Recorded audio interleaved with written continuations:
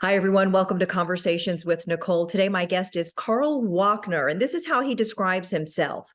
One-man band, live looper, sometimes golf. I describe him as unbelievably talented. I had the pleasure of seeing him perform during a conference in Nashville, so I just knew I had to get him on the show.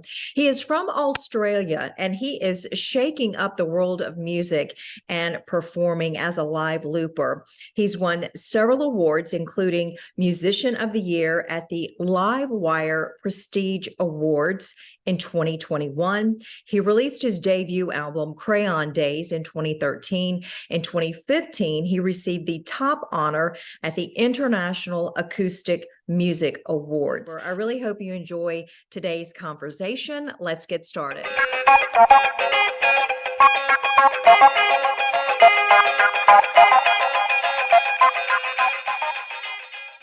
Hi, everyone. Welcome to Conversations with Nicole. I'm delighted to have as my guest today, Carl Wockner. He is from Australia, but calls Nashville home now as well. I had the opportunity to see him live in Nashville not too long ago at a conference, and he is amazing. He is a live looper.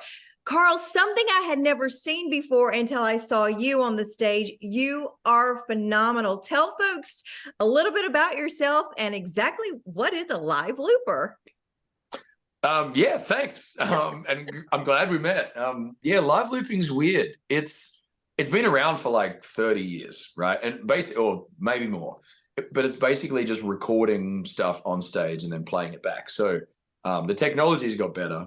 But most people, I'm sure, are familiar with Ed Sheeran. But before him, there was a lot of people who did it. It just wasn't like a household name kind of thing. So until he came along, what people thought they heard was backing tracks, like pre-recorded backing tracks and stuff. But yeah, what I do, like there's nothing recorded. I walk out on stage with my pedals and we create. So yeah, basically I just hit a button and I'll beatbox and then I'll play some guitar parts, some little bass parts and make noises and tambourine and whatever, and we'll just kind of build all the sounds in a band. And then I'll be able to I can kind of break it up into a couple of chunks, so I can start certain chunks of sounds and start and stop them. And yeah, it just turns into this really kind of dynamic, like it's almost an instrument in itself, you know. I can kind of figure my way around it, but it's a journey, definitely. It's definitely a journey. I mean, it's very impressive to watch you in action. That's live looping is not necessarily, though, how you started with your music. I know you started when you were younger with some instruments, but you also loved golf and actually looked to maybe do that in college and go pro. So you had a lot of different dynamics going on when you were younger. Talk about that. Yeah, I studied teaching of all things. So when I started playing music, it was just in school, like probably everybody else. And you just get into a school band and you jam out, and you might get really lucky and make $30 playing at somebody's birthday party on the weekend. Right. But yeah, I wonder if it's the same. I actually really wonder if it's the same for other bands if they start like this. But yeah, I was the guitarist. I was just the guitarist. I'd sing along. I remember just being a kid, like harmonizing to a lot of stuff in the like songs in the car and whatever. But yeah, so we had a band at school. I played a little drums and some bass and some guitar, and you know, we just kind of jammed out. And then it was after school that then I went to college or university, and I did my teaching degree. So I got a Bachelor of Teaching. This is in Australia. Yeah. And while I was getting my degree, I was gigging outside of school. So we started in like a trio, like we had kind of a band in school, and then one of the members left the town, right? And they went to the capital city or they went somewhere, and then we're like, okay, I guess we're a trio now. And then, you know, oh, okay, two of us are sharing the singing and we don't have a bass player or whatever. And then we don't have a drummer and somebody else is going to drum for us. And then, you know, we're all still figuring this out. We've been playing in bands for years, but we're all 18 and whatever. But basically the short version of that story is it boiled down to me and one other guy.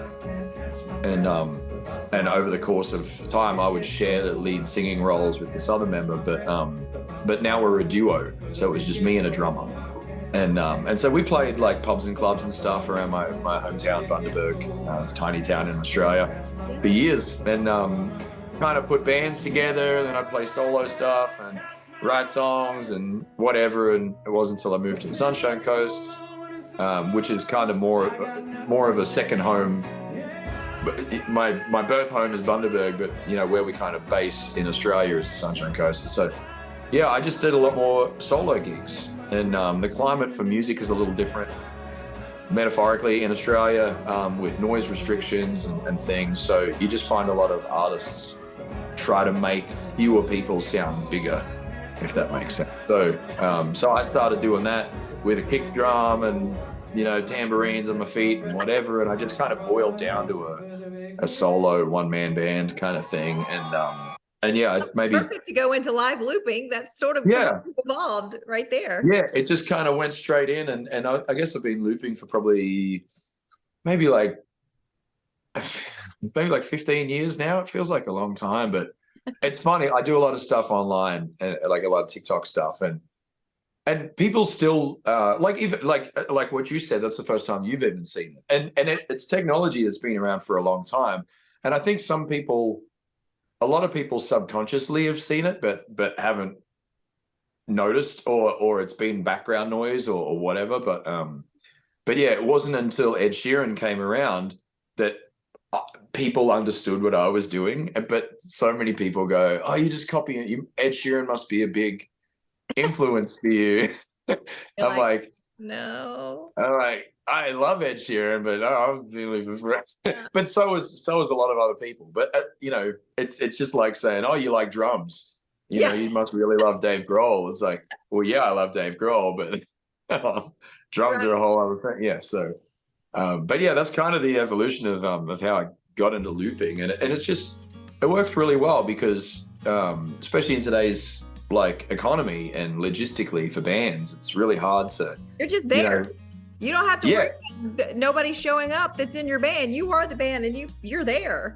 That's right. All I have to worry about is the airlines not losing my luggage, and that's pretty much it. There's a decent amount of worry there. But I was gonna say that's definitely a worry in this day and time. Yeah. You're received well wherever you go. So talk a little bit about that. I mean, I'm just lucky that I get to travel. Travel is, to me, like there's no better word than worldly. Like that you meet people from different cultures and different countries and see how they operate and see how they live. And it's crazy to think how similar humanity is and how polar opposite we are, depending on what you say. And I mean, I haven't, in the scheme of things, even traveled a whole lot. I've been to a handful of countries. I mean, this year we were in Spain, Portugal, and Morocco, and then Australia and Mexico. And so that's just this year. But that's, you know, I mean, a lot of Americans have been to Mexico and seen even just a difference, you know, a different language, you know, is pretty huge, a different way that they operate. But going somewhere like, you know, Spain and Morocco, like being in Africa, like that was a first for me. That was totally eye-opening. But I feel like the more that you travel and the more that you meet people from different walks of life, after you break down the language barrier, most people are really similar. Like they just want food, they want shelter, they want good conversation, they want company, and they want to enjoy their life. And like, you know, and it's funny to see like different variations of what that life is like when you don't have regular roads, or most cars aren't, you know, super reliable. There's doors falling off them and stuff. Like, it's crazy, but it just gives you a different perspective. And I feel like it really makes you sort of step back and appreciate moments that you do have that would otherwise be looked over. You know what, though, I hear you saying, though, is really, though, no matter where you are and no matter people's circumstances, music is a universal language and people enjoy it and love it. So when you're on the stage, no matter where they are in their walks of life or where they're from, they're enjoying what you're doing on stage, right? Yeah, absolutely. Actually, it's funny because I didn't actually say that, but that is actually where I was going with that. I didn't even. For you. But yeah, of course, music. Next time. I know. Yeah, culture, like the culture, creative arts, dance, you know, imagery, music, painting, like it's everywhere. Like people respond differently to music. And it's crazy when you play, you know, I speak English. I don't speak any other languages apart from hello and goodbye and thank you or whatever. But, you know, I'm singing songs in English in a country that does not speak English. It's appreciated still nonetheless, and it's beautiful. That's cool. That's a very cool thing to experience that. And to be the one providing the entertainment, the music that people are relating to, no matter where you go. What do you do to grow and expand upon that? You just make it look so easy, but there's a trick to it. There's an art to it. You've worked hard to make it happen, to make it look so easy. Yeah, it's tough. It's hard. It's actually hard, but it's also really ezy. It's so strange to try to describe. It is to me. I feel like it's strange to even get you to describe how it works, because as I watched you, I thought, okay, he just said, now we're going to go act like people are clapping, and you record that, and then you go, okay, and now people are doing this, and now we've got this going, and I was like, how did he even remember all the things that he just said? And then you put it together, and it was glorious. So that's just not a skill that you go, oh, I'm going to do this and I'm good at it overnight. That takes talent and work. Yeah, it's a process. It's like, I feel like anything else, you know, you could do, I don't know why I'm relating this to rocket science, but let's relate it. Okay. You know, like, it's like, okay, today we're doing rocket science, you know, and it's like, how do we do this? And it's like, well, let's look at the process on how we, like, this is the process on how to do it. So like whenever you've recorded, like even the most like articulate functions and procedures and stuff, they have a kind of a linear way of how you would approach that. And looping is, even though it's really creative, there's different ways you can do it, but there's certain procedures that end up with the result that you want. So like for me, it's what things get recorded first, and then what things get recorded second and third and whatever. And so usually I like to, and then it's talent after those things, right? Because then it's like, okay, how much, mostly looping is just rhythm. Music, like it's about staying in time with the track that you're creating. So if you have bad rhythm, you're unable to, like, you know, it just sounds like all the members of the band are playing a little bit out of time, and it just gets chaotic because it's the same member of the band playing a little out of time a lot. So rhythm is everything. But so that's why I like to lay down like a beat, like, so I'll beatbox and then I'll hit the guitar and I'll kind of create that beat, and then I'll lay down acoustic guitar parts, and then I'll lay down, and it's different every song. Sometimes I'll do it a different way, but then I'll add some harmonies, and then I might add some extra like flavor, I call it. It's like, you know, claps, or it's tambourine, or it's little intricate guitar bit that's kind of the cream, you know. And then combined. But basically when combined, it sounds amazing. Combined, it sounds huge, and it sounds like a full band, but ultimately it's just a lot of little parts of me going, no, no, no, no. Hey, like, just, you know, doing like a really simple little bit, but in time. And then apart from that, it just comes down to my decision, which I guess that's the muscle that you have to work over and over. Which that's the thing that, apart from, you know, your hands and all that, it's like the decision of what to do when.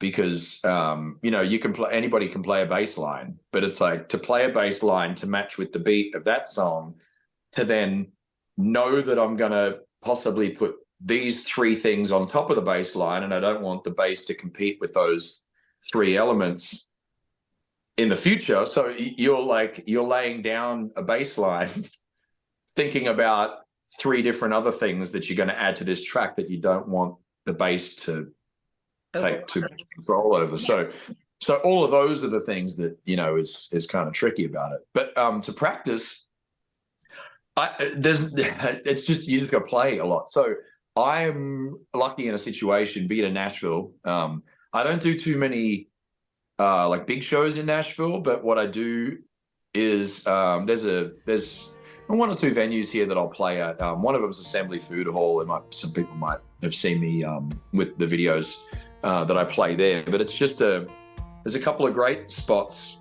that I've got really good relationships with the bookers of those places, and there's a big element of an off-the-cuff nature for it. So it's where I take requests of originals or covers or whatever, and people will like request 2 different songs, and I have to like live, and then I have to mash those 2 songs together. Oh God! So it's just a gig of just almost nonstop.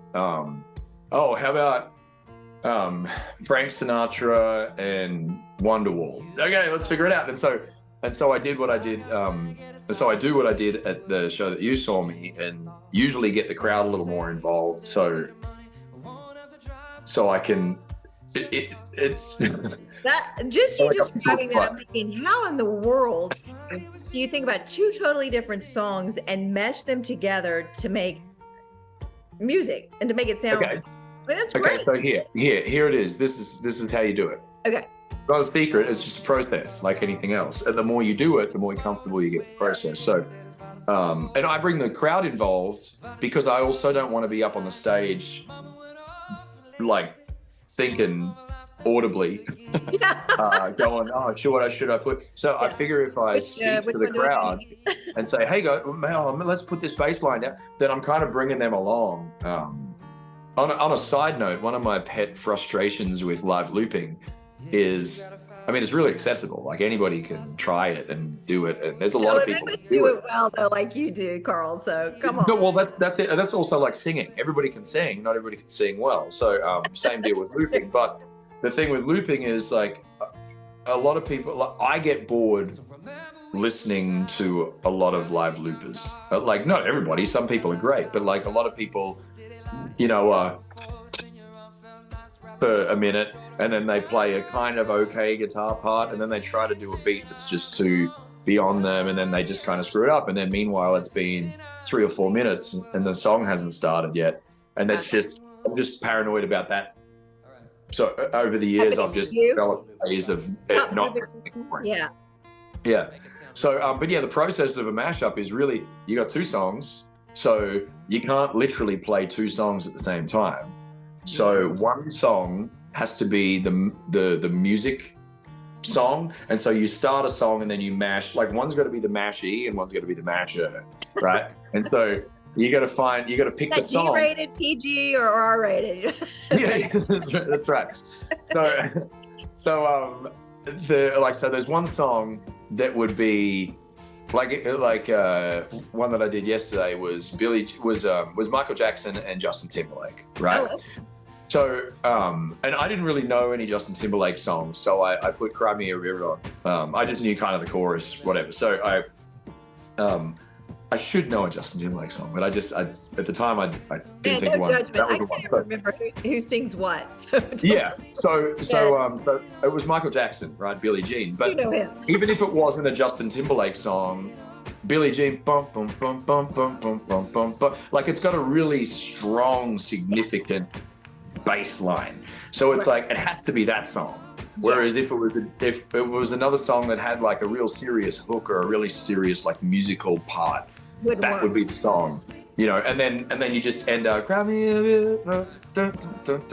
so and then the hard bit, the fun bit is when it all like I've kind of layered a few things up and I've built this big loop, and then I'll sing verse chorus of one song, and then I'll kind of sing the chorus of the second song, and then I always leave one track on my looper blank, and so in the middle of a mashup, I'll pick part of that chorus and part of that chorus, and it's like I'm trying to remember what it was, but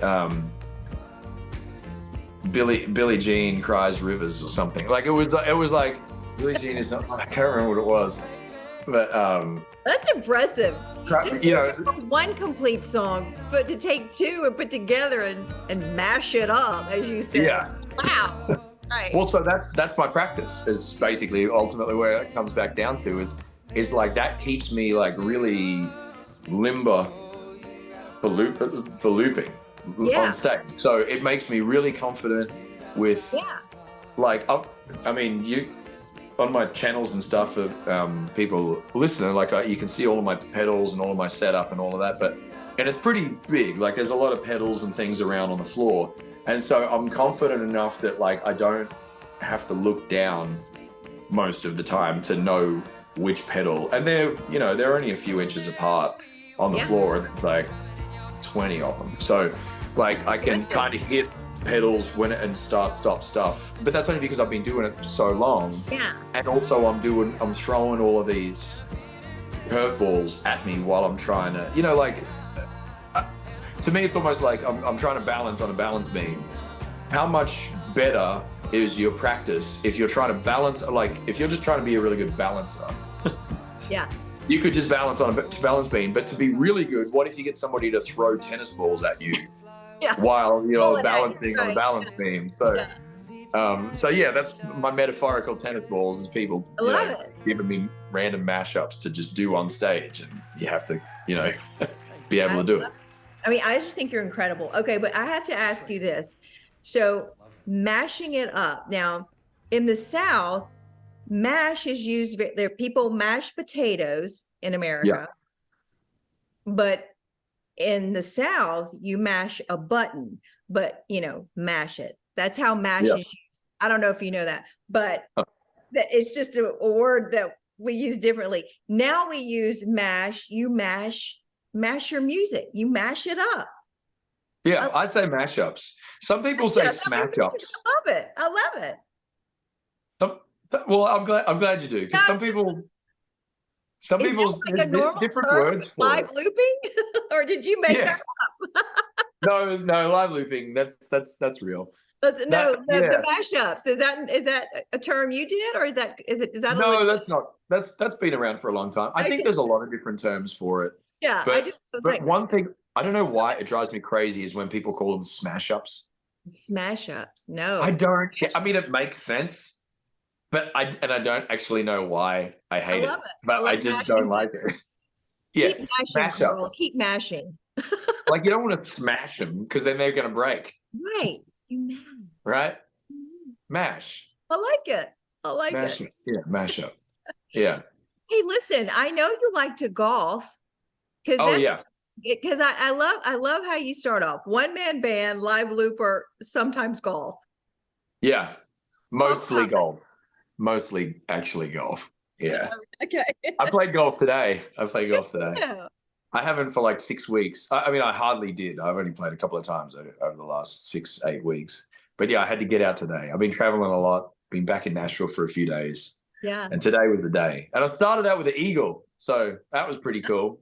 That's nice. So that's for anybody that doesn't know golf, that's playing a hole 2 strokes better than, or like two shots better than you, that is appropriately good for that hole. So I hit a good drive and then I hit a nice. Yeah. Perfect. And you have a wife and how many children? Yep. Wife and 2 kids. Yeah, they're back in Australia at the moment. Oh, they are. Yep. Yeah, do they travel with you sometimes, or I guess sometimes, yeah. Yeah. As often as we can. Usually in the summer holidays and stuff, when we can kind of pack up in a van and all go together and stuff. But yeah, they're 8 and 10 now, so they're pretty deep in school, and and they've traveled around a lot this year. So we're just kind of chilling for a little bit. Do they have any interest in music at all? Yeah, a little bit actually. I mean, they're still kind of, they have to be interested in it. I think that's the same with all kids. Like for any parents that have kids looking to, get into music, I think the most important thing for kids under, 12 is to just enjoy it. Like anything you can do to make them enjoy it. The moment it becomes a chore is forget it. Like it's true. Forget about it. You can beat it like a dead horse, but like they're going to hate it. They're just going to not want to do it. And that's not a relationship that you should have with something like music. Right.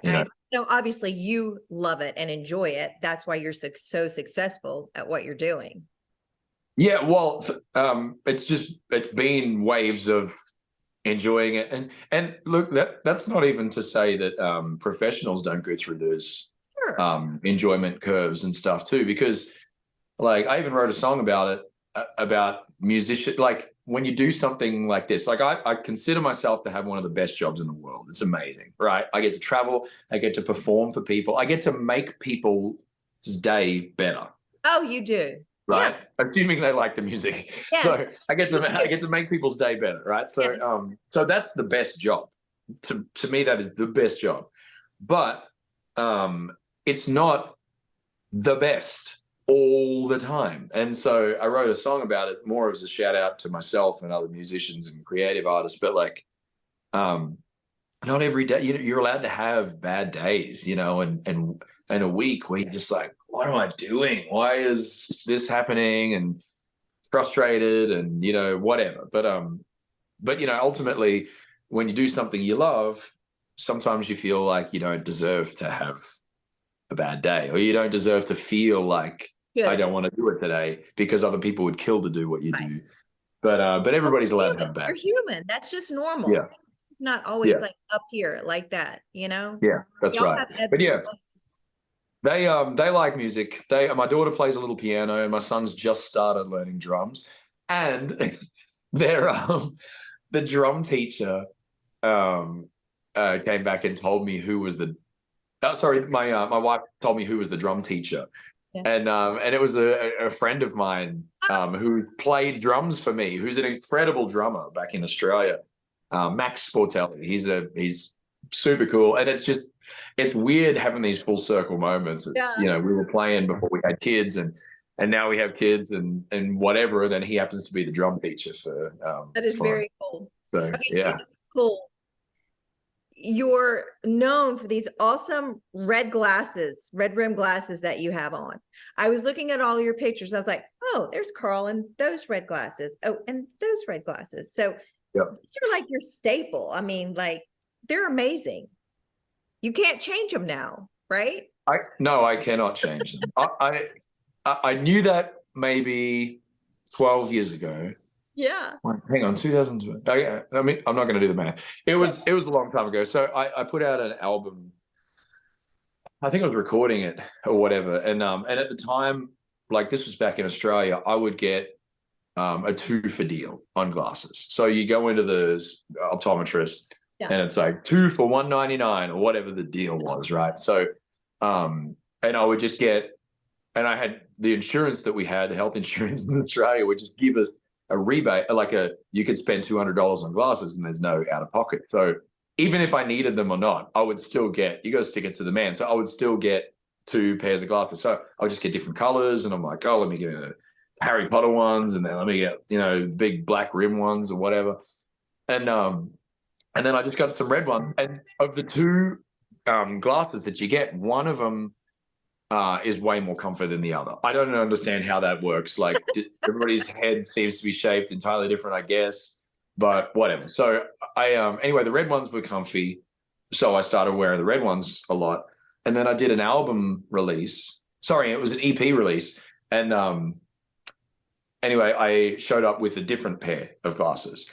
And every second person was like, and I was only wearing them for like 6 months before this. Yeah. But they're like, where's the red glasses? And I'm like, okay, well, this is great because I hate these ones that I was wearing, like the other ones, because they were uncomfy. So I wore the red ones. And then from then on, every time I got the 2 for deal or I got the new glasses, I'm like, well, I just got to get red ones. That's the only thing. I can get any shape. It just has to be red. You know how hard it is? Change the color. Oh, it's great. And weirdly enough, I'm colorblind. So, I mean, I can see red, but yeah, there's some apps you can check out on your phone to like see what people with colorblindness can see. And it's really weird because I show people like on my phone, I'm like, oh yeah, this is what I see. And they're like, oh, so your glasses are like mustardy brown to you. I'm like, well, no, they look red to me because that's how so of all colors, like red's like something that I don't see as vividly as so many other people do. And maybe it's why, to me, it's not standing out as much as what everybody else sees. Yeah. They always like, love the glasses, every picture. Carl's got to always wear the red glasses now. Yeah, Hey, that's right. so where can people find you? I mean, YouTube, tell me where people can go and check you out. So good old, age of technology, you can everywhere, literally everywhere. TikTok, Twitter, like all the socials, YouTube. I will say with my stuff, I don't know if it's the same for everyone, but with my stuff, the content's a little different on every platform. So if you are across all of them, there is benefit for my stuff to subscribe to all of them. Like, so, Instagram, Facebook, like TikTok, I do a lot more short form stuff. YouTube, I do a lot more long form stuff. And I also do, for anybody that's interested in looping or technology, tech stuff, or just budding musicians, I do some courses and just some things on there. And actually I do have a live looping course as well online, so you can check that out. But yeah, it's just my name. I believe I'm the only one that's out there. So if you just Google my name or just look up on any of the socials, I'm right there. You were easy to find. Easy to find. Yeah. It was great. Not hiding. So what's next for you? Well, I guess just carry on. I've been doing a lot. I'm trying to like rinse. I feel like I've kind of boiled down a pretty good process as an artist now, and I'm still independent, so I still rely very heavily, in fact, almost exclusively on people who like my music to help spread my music around to friends and family and new listeners and stuff. And that's the same with every independent artist. That's all we have. Right. So if your listeners would do that, would be amazing. Or on the flip side, if there's a listener who happens to have a spare $1 million who wants to help promote one song.